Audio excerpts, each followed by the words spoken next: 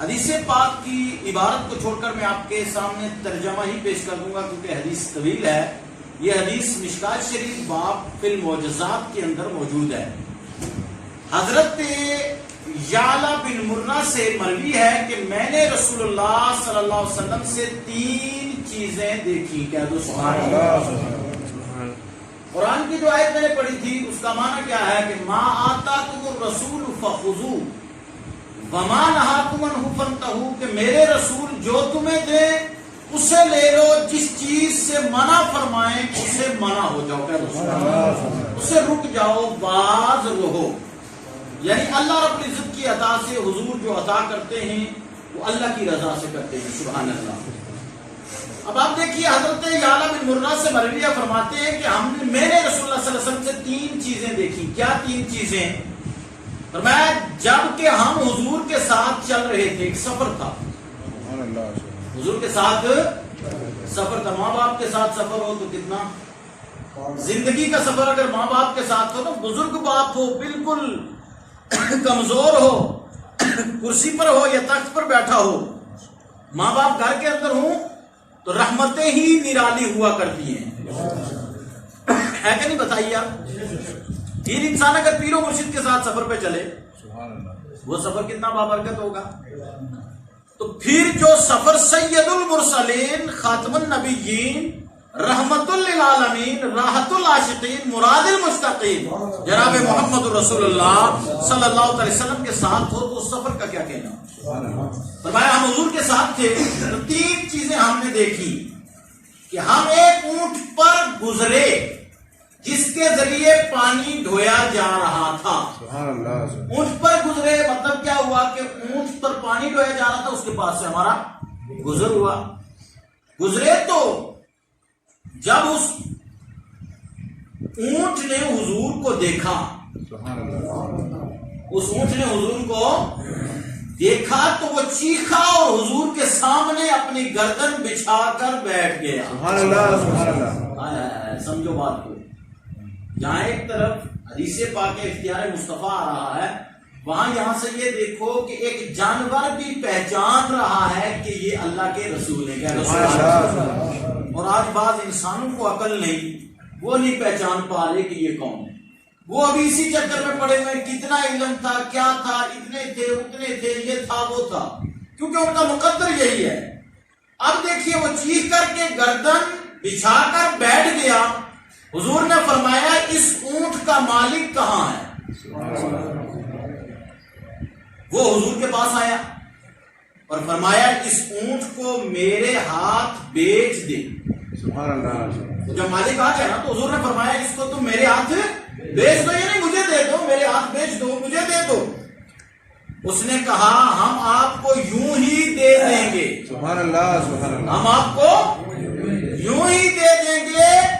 یہ ایسے گھر والوں کا ہے جن کے پاس اس کے سوا اور کوئی ذریعہ معاش نہیں ہے. مطلب کیا سمجھ رہے ہیں بات؟ صرف میں نے ایک ہی حدیث بیان کرنی ہے، بس لمبی چوڑی نہیں بات کروں گا میں. بات کو سمجھیے.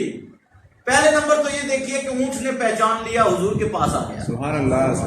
پھر حضور سے جو بات کی حضور نے بھی اسے پہچان لیا، سمجھ گئے حضور کہ یہ کیا کہہ رہا ہے. سبحان اللہ. سبحان. جو جتنے لوگ بد عقیدہ ہیں جو کہتے ہیں کہ حضور ہماری طرح ہیں، ذرا وہ سمجھ کر کے دکھائیں جانوروں کی بولی کے جانور کیا کہہ رہے ہیں. تو اب کیا ہوا، اس شخص نے کہا یا رسول اللہ صلی اللہ علیہ وسلم میں بیچتا تو اسی طرح آپ کو دے دیتا، بیچتا بھی نہ، لیکن جن کا یہ ہے ان کے پاس سوائے اس کے اور کوئی ذریعہ معاش نہیں، اسی کے ذریعے وہ کمائی کرتے ہیں اور گھر چلتا ہے. سبحان اللہ. اب دیکھیے آگے حضور نے کیا فرمایا. فرمایا جب تم نے اس کا یہ حال بیان کیا ہے، یعنی اس اونٹ کا یہ حال بیان کیا کہ ایسے لوگوں کا، تو اس نے مجھ سے تیری شکایت کی ہے کہ تم اس سے کام زیادہ لیتے ہو اور چارہ کم دیتے ہو. تم اس سے اچھا سلوک کرو. کہہ دو سبحان اللہ. اب آپ کو پتہ چل گیا کہ اونٹ کا حضور کے پاس آ کر چیخ کر گردن ڈال کر بیٹھنے کا مطلب کیا تھا، اور حضور نے خریدنے کا کیوں کہا. سرکار سمجھ رہے تھے میں اس کو خریدوں یہ جس کا ہے اس کے ظلم سے اس کی جان چھوٹ جائے. سبحان اللہ. جب اس نے بتا دیا کہ یہ ایسے لوگوں کا ہے، اسی کے ذریعے وہ ذریعہ معاش ہے، تو فرمایا جب ایسوں کا ہے تو اس نے شکایت لگا دی ہے کہ وزن بہت زیادہ لگتا ہے لیکن کھانے کے لیے کم دیتا ہے. یہاں سے نتیجہ ایک یہ بھی نکال لو کہ اگر مال رکھو، کوئی بھی رکھو، گھوڑے رکھو، اونٹ رکھو، بھینس رکھو، گائے رکھو، بکریاں رکھو، یہاں تک کہ مرغے رکھو، کوئی بھی پرندہ رکھو، طوطا رکھ لو، رکھنا تو آسان ہے لیکن ان کی کفالت اسی حساب سے کرو.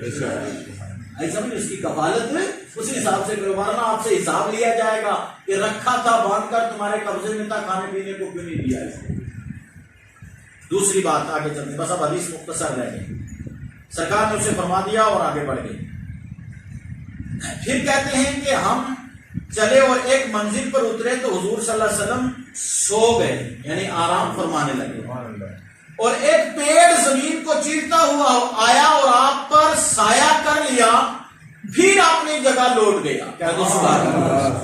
سرکار آرام فرماتے، پیڑ نے دوسری جگہ سے دیکھا، وہ چیرتا ہوا جڑیں اور سیدھا آیا، حضور پر سایہ کیا اور واپس پھر چلا گیا.